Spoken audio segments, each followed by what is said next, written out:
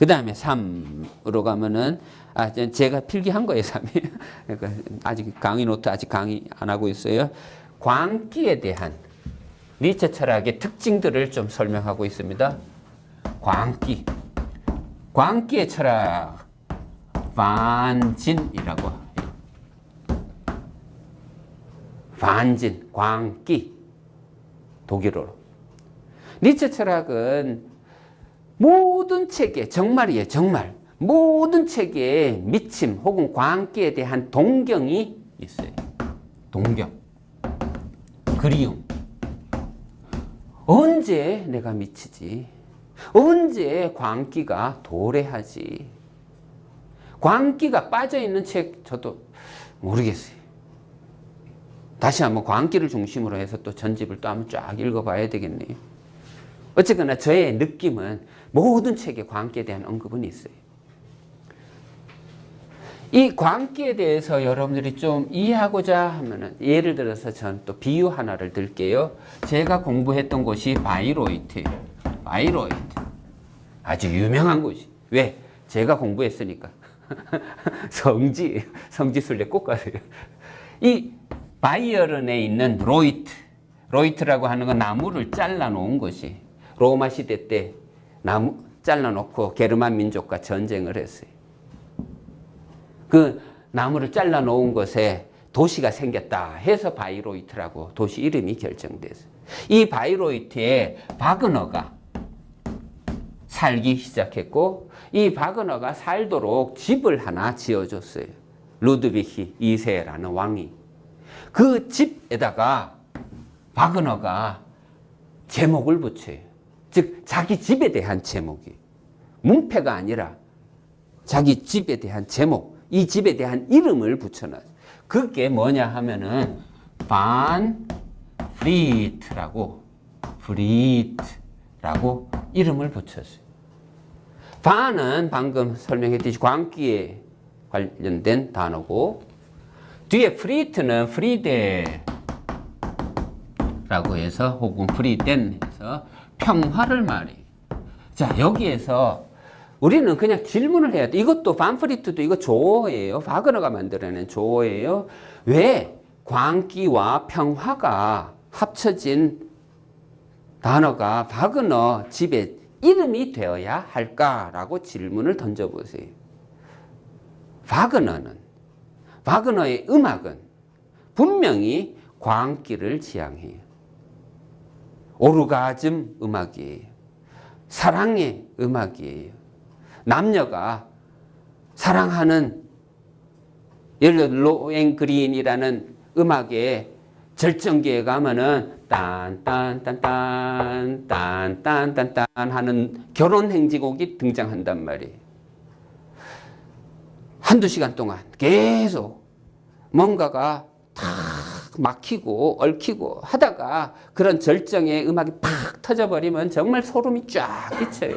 우리는 그냥 결혼식장에 가서 그 음악만 딱 들어버리니까 소름을 못 느끼는데, 그 과정을 다 알고 체험한 상태에서 그 음악을 쫙 들으면은 정말 피가 역류하는 듯한 쾌감을 느끼게 돼요.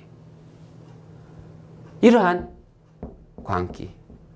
미친 자만이 평화를 느껴요. 저는 요 말을 이렇게 좀 응용을 했어요. 강연 때마다. 미치지 않으면 사랑이 아니라고. 미쳐야 사랑이라고. 즉 미치고 싶은 미침이 있어요. 분명히 미치고 싶은 미침이 있어요. 여러분들이 술을 왜 마실까요?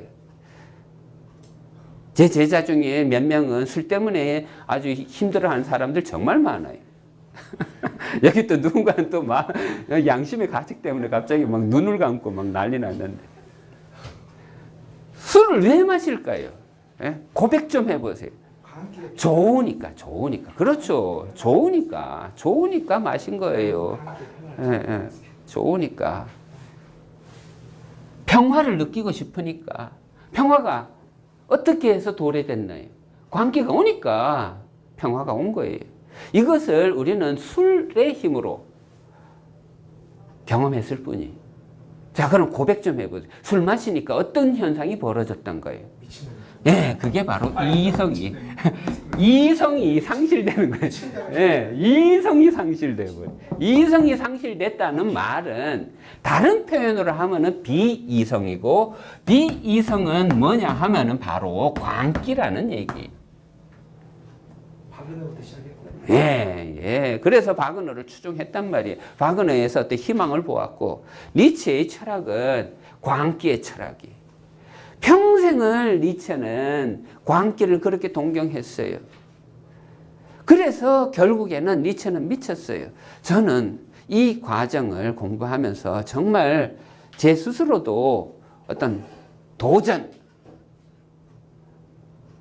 정신이 이제 작동하고 있어요. 아, 나도 내 철학에 푹 빠져서 내 철학을 완성하고 싶다. 이런 표현. 예를 들어서 소크라테스는 언행일치를 그렇게 주장했기 때문에 자기가 한 말대로 실천하기 위해서 독배를 마셔야 된단 말이에요. 그 독배를 마시는 행위로 인해서 소크라테스는 불멸이 되어버려요. 자기 철학을 실천해버렸으니까. 우리는 박수 쳐준단 말이에요. 소크라테스는 성인이라고.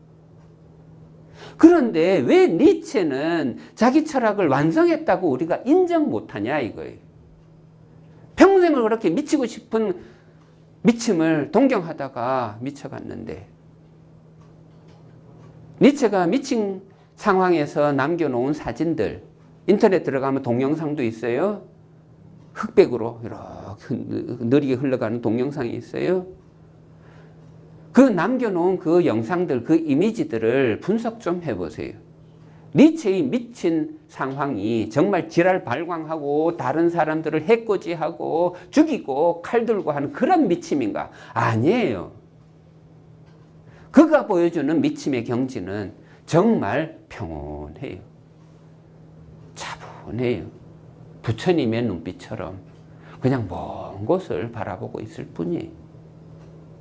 우리는 그를 두고 미쳤다고 함부로 말할 수 있지만 니체 입장에서 보면 그는 자기 철학을 완성했을지도 몰라요. 그 다음 니체 철학의 또 특징이라면은 자라투스트라. 항상 니체 철학하면 자라투스트라를 빼놓을 수 없잖아요. 항상 니체 하면 자라투스트라는 이렇게 말했다와 함께 거론이 돼요. 도대체 자라투스트라가 누구냐? 이걸 알기 위해서 굳이 조로아스터교를 공부해야 될 필요는 없어요. 지금 말하는 걸로 충분해요. 조로아스터교에서 말하는 신은 선, 악을 다 갖고 있다. 그것만 알고 있으면 돼요. 선악을 다 갖고 있다. 예를 들어서 기독교의 신은 나는 선이에요. 악마는 저쪽에 있어요. 이렇게 베타적이 기독교의 신 개념은, 니체의 신 개념은 선악을 다 갖고 있다. 이거를 인정만 해주시면은 자라투스트라는 이렇게 말했다를 쉽게 이해할 수 있어요. 베타적으로 말하지 않아요. 자라투스트라는. 떠날 때도 있고 돌아올 때도 있고 야단칠 때도 있고 칭찬할 때도 있어요. 아까 얘기했던 이 선악을 다 갖고 있는 이 개념만 인정만 한다면 자라투스트라가 하는 말 모순으로 읽혀지지 않을 거예요. 많은 독자들이 이걸 모순으로 읽어. 아까는 그렇게 얘기했고 지금 또 이러네 하고 자꾸 화를 내고 짜증을 내는데, 그게 아니라 영원한 파도처럼, 영원한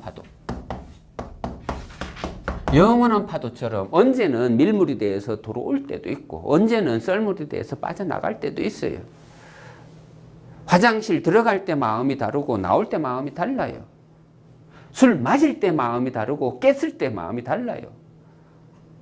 그걸 인정만 해줄 수만 있다면 자라투스트라 한 말은 철학적 언어로, 초인의 언어로 우리가 받아들일 수 있다. 자, 그 다음에 거의 마지막이 니체 철학의 특징들을 지금 설명하고 있는데, 니체 철학은 기독교에 대한 비판이 끊임없이 들어있어요. 처녀작 비극의 탄생에서부터 벌써 교회에 대한 공격이 들어가요. 도대체 신은 누구냐 하고 질문을 대놓고 해요. 그때 그 질문을 읽어보세요.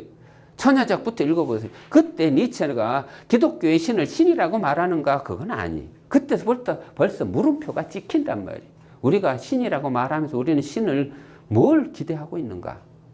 예를 들어서 이동용이라고 말하면서 여러분들 이동용이한테 뭘 기대해요?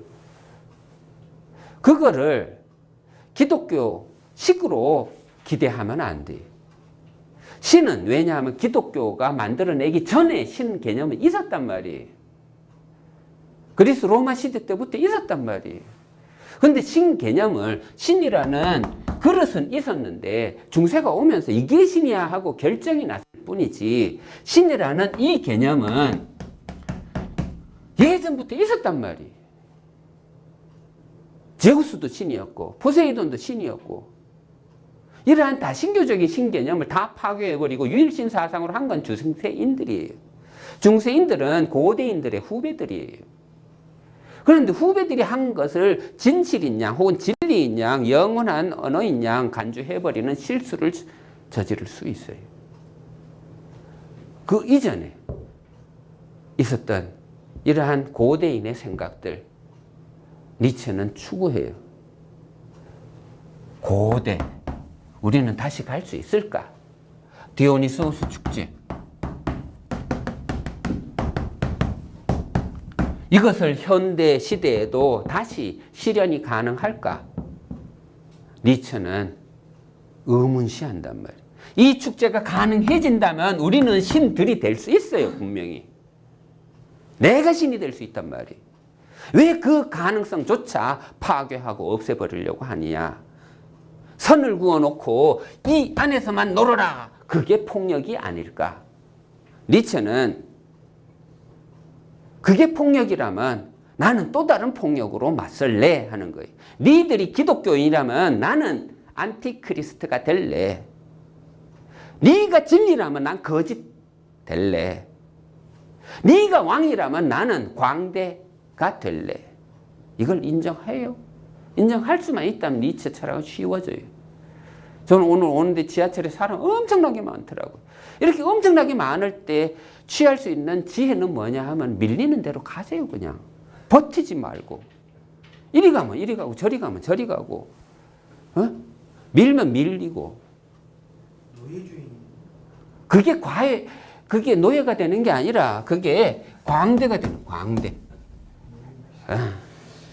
노예의식. 광대는 그냥 듣고 싶은 것 보여주면 되는 거예요. 상대방을 웃겨버리면 되는 거예요. 하지만 내가 내 본심이 내 본성이 달라지는가 그건 아니에요. 나는 가면을 쓰고 상대는 내 가면을 보고 있을 뿐이지 나는 변하지 않아요. 현대 예술가 베르나르 뷔페라는 화가가 있어요. 베르나르 뷔페 얼마 전에 여기 그 전시도 했어요. 나는 광대다라는 제목으로. 그의 그림에 대부분이 광대가 등장해요. 우리는 그 광대의 그림을 보면서 광대의 얼굴을 보면서 이게 이 사람이구나 라고 단정하면 안 돼요. 그거는 그려놓은 표면이지. 그 표면 뒤에 이 사람 뭔 생각을 하고 있는지 우리는 함부로 판단하면 안 돼요. 근데 니체가 보는 현대인들은 광대가 아니라 전부 다 자본주의에 놀아나고 있고 유행에 쫓아다니고 있고 신상품 나오면 사려고 하고 있고 이런 돈 논리에 지금 갇혀 있다. 현대에 대해서는 좀 너무 멀리 가지 말고 지금 오늘 해야 할 것은 이 기독교에 대한 문제예요. 이 안티크리스트에 대한 문제예요. 자, 그러면 이제 준비한 텍스트를 한번 살펴봅시다. 제가 머릿말을 썼습니다.